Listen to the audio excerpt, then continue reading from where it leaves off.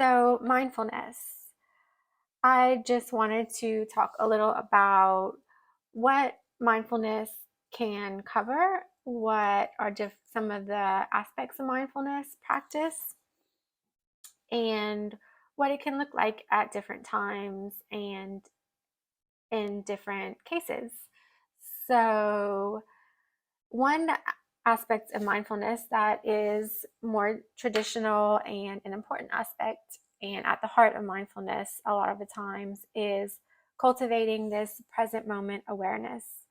So, by cultivating present moment awareness, we're exercising our focus muscle and our attention muscle and looking at an anchor to the present moment, which can be like the breath, or it can also be maybe like it say in a yoga practice, the movement or the different shapes or postures or stretches or holds or whatnot, or could be just every day to day doing chores around the house when you're doing like the dishes.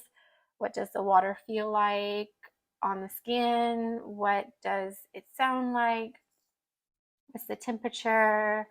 What you can kind of see, all the senses: see, feel, hear, smell, taste. And this present moment, coming back to it whenever you observe, it's like there's this inner advocate, I like to call it, that can just observe when your mind is kind of wandering, kind of getting to know when that's happening, and whatever that wandering looks like.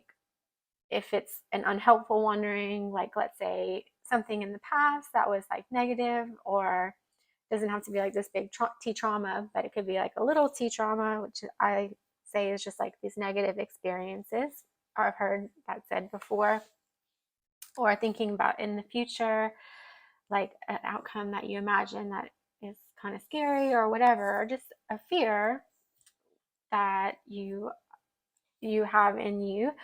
So the body really doesn't know the difference, and the brain and the body don't really know the difference. So they it thinks that, yeah, that's what's happening right now, and it needs to go into like self-protection mode to keep you safe, because it really lives to keep you safe, and that's just how it's designed.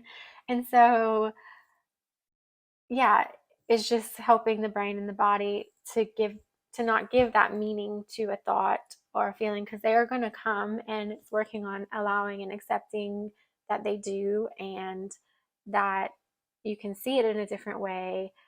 You can see it as like just this coming and going thing, that it's like a cloud passing in the sky. It doesn't need the meaning that you've given it before. This meaning, this is no longer serving you. Maybe it served you at one point in time, but it's not really serving you anymore. And so you can begin to let it go. You can begin to surrender. You can begin to just come back to the present moment and practice this. And saying it's a practice because it's something that we don't ever perfect, but we can progress in it, and we can get better at it, and we can grow and learn in it. And always with gentleness and compassion for ourselves, because it's a journey, really. And so, yeah, just like say, if the thoughts or the feelings or the symptoms or whatever are like clouds in the sky, you can see it as like not over analyzing the clouds, and not thinking, well, why does this cloud look like that? Or what does it mean that this cloud looks like that, or is moving this way, or whatever the case may be.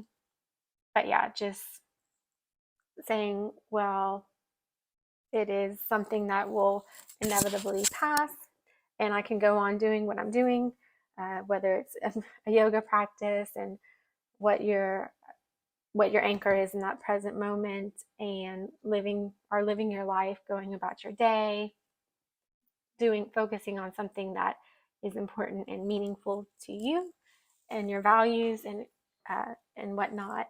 So yeah, just in my own journey, that's been mindfulness is something over the years I've been learning about, and in my faith, and and integrating it all.